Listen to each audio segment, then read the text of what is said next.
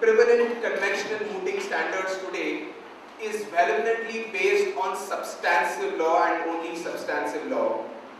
But does it mean that we have forgotten the procedural law? Does it mean that procedural law does not play significance? In fact, like one of my teachers used to tell, it's the procedure that's the lucrative of the law.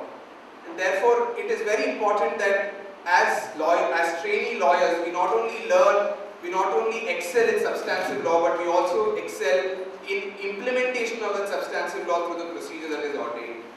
I very well remember this conversation in the month of April with our director and our faculty in charge, Atmaram Shetye sir in her cabin, where ma'am was mentioning that today there are several moots, but none that can train a lawyer, can only train people in substantive law, and we thought we should come up with a national trial advocacy.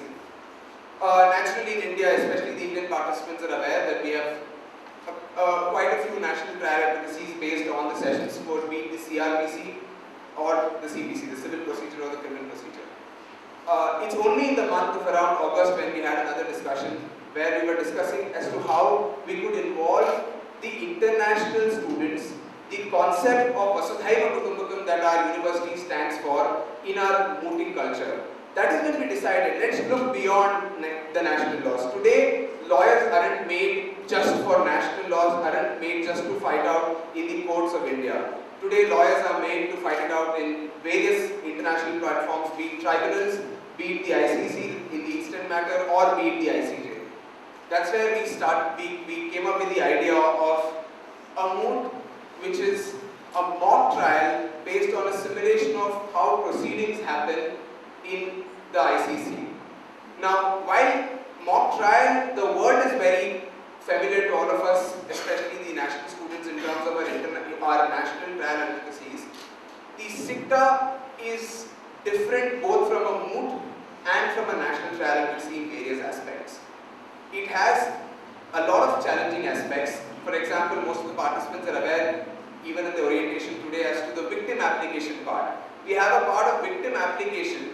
The victim participation itself is a new concept to the Indians, especially in our courts, as a separate party. But apart from that, we also have a victim application where it is only 5 minutes before the trial begins that the victims know as to who all are they permitted to cross-examine and who are they not. So it not only provides for your academic challenge, your research, but also as to how well as a lawyer are we ready to adapt to the changes that happen in short time in the court of law. And that is where SICTA is a holistic format where we not only try to go ahead and establish how ICC works, but also as to how we should work in the ICC, if at all many of us will be here. One more interesting point that I would like to mention here is that when the whole concept went out, we prepared the brochure, we sent it to various dignitaries and law schools across the globe.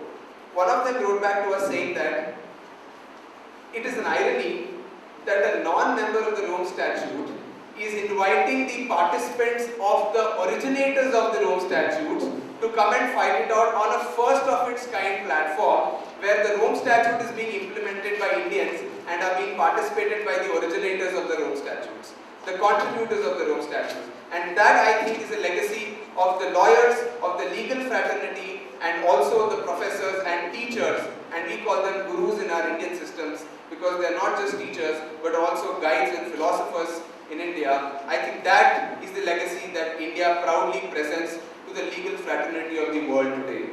And at the end, I would just say this much, that it has been not just organization but also conceptualization of this new SICTA that has been going around for about 3 months, and we really hope that apart from the competition, the rigorous competition that we can see, there's a lot of learning that all of you can take back and contribute effectively in highlighting the procedural importance in ways of justice and in obtaining justice. Today, justice is not just by substantive laws but also by procedural laws. And once again, I thank all of you for coming here, and I hope you will enjoy the 2 days and also take back a lot of learning from this new novel concept, and we can see it grow to new leaps and bounds and perhaps someday we will see more and more participants enthusiastic about in such a way that we have regional rounds happening across the globe to come and participate in India. Thank you so much, and we also hope that next 2 days are very enriching for all of you. Thank you.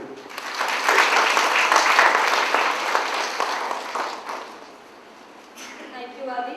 Now let me take this opportunity to introduce our guest of honor, Advocate Padma Prasad Hegde sir. Advocate Padma Prasad Hegde sir was elected unopposed chairman of the Karnataka State Bar Council. Sir, who was the earlier chairman of the council, is the first member of Bangalore Bar Association and also the youngest advocate to be elevated to this post. Sir completed his bachelor degree from Bangalore University, bagging the first rank and gold medal, and subsequently his master studies also with the first rank. Sir has a 17-year experience as a lawyer in Bangalore courts. He is also an acknowledged criminal lawyer in the state. We now request you, sir, to kindly address the gathering.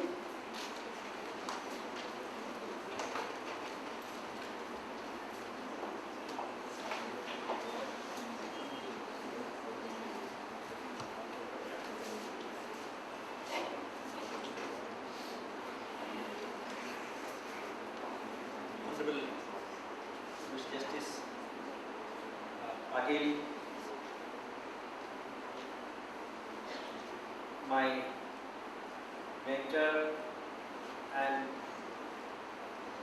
professor in my law college, where I was the student in the first batch, Mrs. Sashikala Guripur, the director, the deputy director, my dear young and bright students and leaders of this college, respected professors and faculty of this college, all the young intellectuals coming from across my holy country, and the participants from across the globe.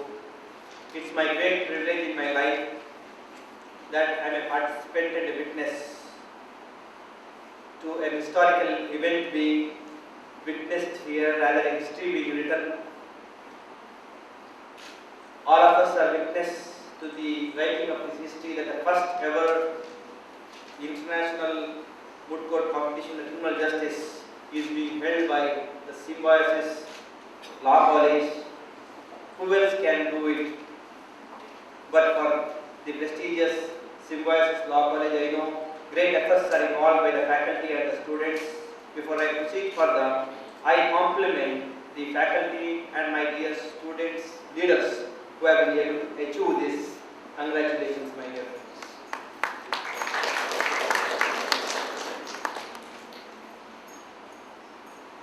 Continuing the great tradition of this country of imparting education beyond the geographical frontiers of the nation, like the Takshashila and Nalanda, which were once the greatest universities of the world.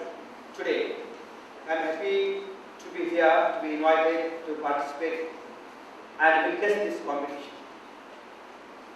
Future are the days that the students across the world will come to this institution for higher learning in the field of law. The concept of Make in India, which the Honorable Prime Minister of this country has been propagating, it does not confine itself to the production sector, production of the material objects only, but it also includes preparing the human brains and souls for facing the future challenges worldwide. India has the inherent inputs and the strength for imparting such education of human values with spiritual values, which can strengthen you to face the future challenges. Law without the support of human values and the capacity to build strong soul values can never yield justice. World today looks at India for giving the solution to the future and for shaping the future destiny of the world, because global peace can be achieved and taught only by those civilizations which have practiced peace inside and and outside its frontiers. I am proud here that I belong to a nation which has never attacked any neighboring country or a foreign land. Nor have we enslaved any other foreign land at all through thousands of history. And if you find an answer in the history as whether there is any powerful nation which has not tried to enslave a neighbor, the only answer we find is Bharat, that is India. We belong to such a great civilization. We have an impeccable history of never having crossed the frontiers for the purpose of annexing a land. Though we always believe that helping a needy at the time of distress is our duty, but we never believe in winning the geographical lands, but only of the hearts. Buddhism has crossed the geographical barriers. We have won the hearts and souls, not the physical lands at all, and we never believe in it. We believe that all of us belong to one family, and all of you, whether coming from UK, or Nepal, or Bangla, or any other country, all of us belong to one family, Vasudha. The world is our only family, Vasudhaiva Kutumbakam. The depth and the strength of any civilization, my dear friends, should be judged by the values and the rules it has made for the family, for marriage, for making love, and also for war. And I am proud to remind myself that Bharat is the only country in the world which has unwritten but accepted rules for family, for marriage, also for love, also for war.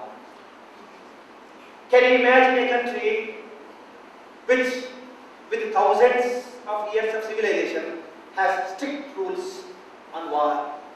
What time the war should start and when it should end, and where the war should be fought, with whom? All those rules have been scrupulously followed in this country. And it is the only country, starting from Ramayana to Mahabharata, even the time of the war, wars were taught. The Bhagavad Gita says so only during the daytime, and the night was the resting time, even for the warriors. And women, children, and the infant were never attacked, and attacking them was held to be sacrilegious and an act of sin. No king dared to violate these unwritten rules which have been deeply embedded and written in the hearts of this population. And when the opponent becomes defenseless, there is a rule that he should not be attacked. And the fight is only with a person of equal strength, not with unequals. Equality, as tried in Article 14 of the Constitution, is so inbuilt even to the rules of war. And a winner, a victorious, was never supposed to kill the innocents.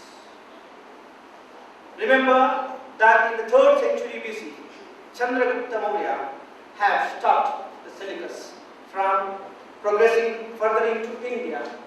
Chandragupta Maurya had united the entire continent, but never did he impose his belief or his view about God on the population. Always throughout the history, my dear friends, in this country, war has never been fought on the basis of beliefs or distrust on a particular principle. Today, when we see the world, the real reason for international crimes, either genocide or other forms of atrocities, all because a particular sect believes in only one God and tries to impose that belief on all others, and one who doesn't believe is held to be a non-believer, and killing is permissible according to the belief of some. But this great civilization belongs to that category, my dear friends, who never, even when the king was all powerful, imposed his dicta on any of the groups, any of the civilization, nor on the defeated. When I am standing here in Pune, I am proud to remind myself the story of great king Shivaji Maharaj. When his general produced before him Abhajesh Soundel, captured and brought before him the daughter-in-law of a defeated captain. This was the answer. When the lady was presented, a most beautiful lady was presented before him, the answer was, Shivaji looked at the lady and said, she was very beautiful. He said, had my mother been as fair as you, I would have been also as fair as you.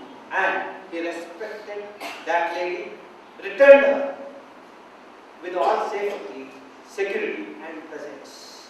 And this can probably I request the Western minds to read about the Indian history when Prithviraj Chauhan in the Great War in Tarai, when he defeated Gori, and the person who defeated, he folded his hands and said, please excuse me. He pardoned him, made him to return back with all safety and presence.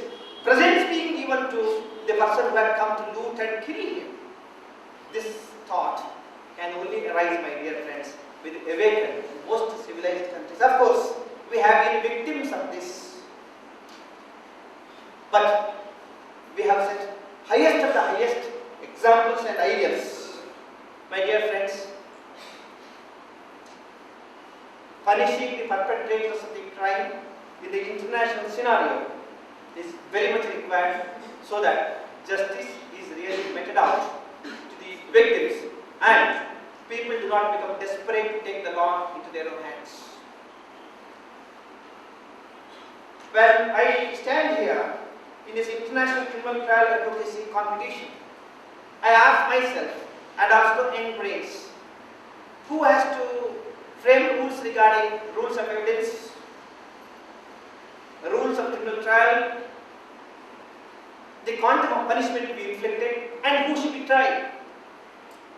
In the World War II, when America bombarded Hiroshima and Nagasaki, was it not an inhuman, atrocious act which required condemnation in the trial? But the winners decided who has to be tried.